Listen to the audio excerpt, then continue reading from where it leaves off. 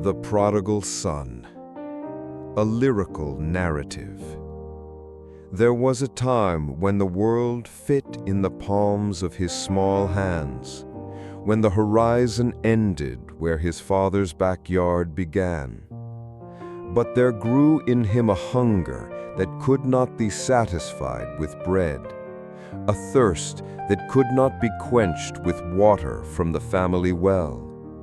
It was the hunger for the unknown, the thirst for beyond.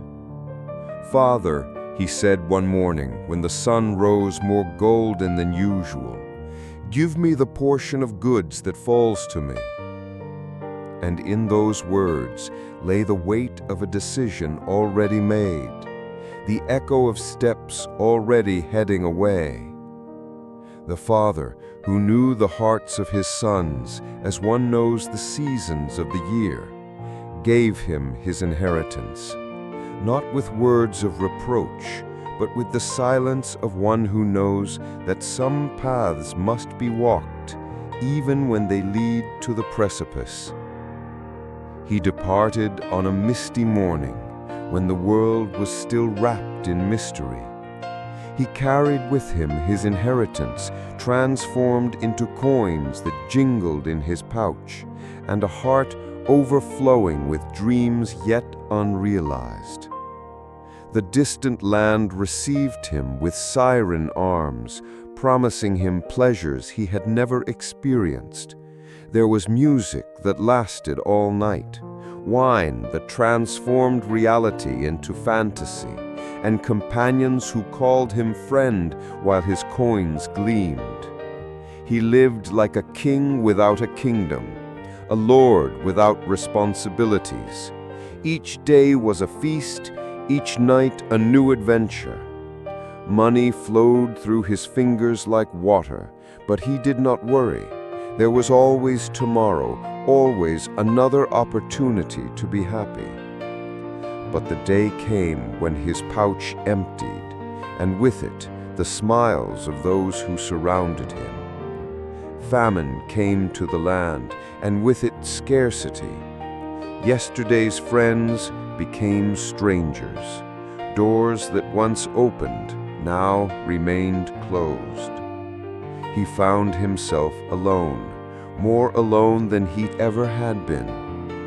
The hunger of the body overcame the hunger of the soul, and he found himself forced to accept the most humiliating work, tending swine, he who had been raised in the house of a prosperous man. Sitting in the pig pen, contemplating the animals that ate better than he did, he remembered the bread of his father's house. He remembered the servants who never went hungry, the father who never denied food to anyone. How many of my father's hired servants have bread enough and to spare, and I perish with hunger? The revelation came like lightning in a dark night, illuminating not only his present misery, but the way back home. He rehearsed the words he would say. "Father, I have sinned against heaven and before you. I am no longer worthy to be called your son. Make me like one of your hired servants." Each word was a stone removed from his chest, each phrase a door opening to hope. The way back seemed longer than the way out. Each step was a lesson, each league a reflection. There was no longer the jingling of coins, only the sound of bare feet on dusty earth. When his father's house appeared on the horizon, his heart filled with a mixture of joy and fear. Would he be received? Would he be forgiven? Or would he find only the justice he deserved? But before he could even rehearse his words of repentance again, he saw a figure running toward him. It was his father, who had seen him from afar, who had recognized his silhouette, even transformed by the journey. There were no words of recrimination, no demands about the lost time, only arms that opened, only an embrace that contained all the forgiveness in the world.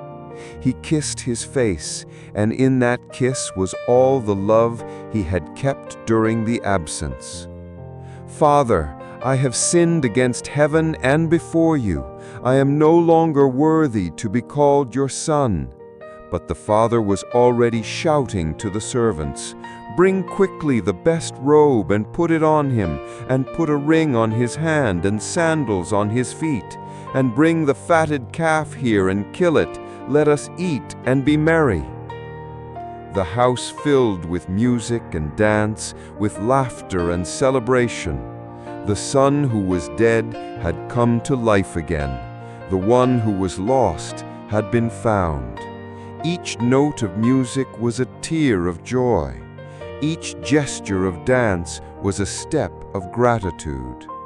And there, in the midst of the feast, the son understood that the true inheritance was not the coins he had taken, but the love he had never lost.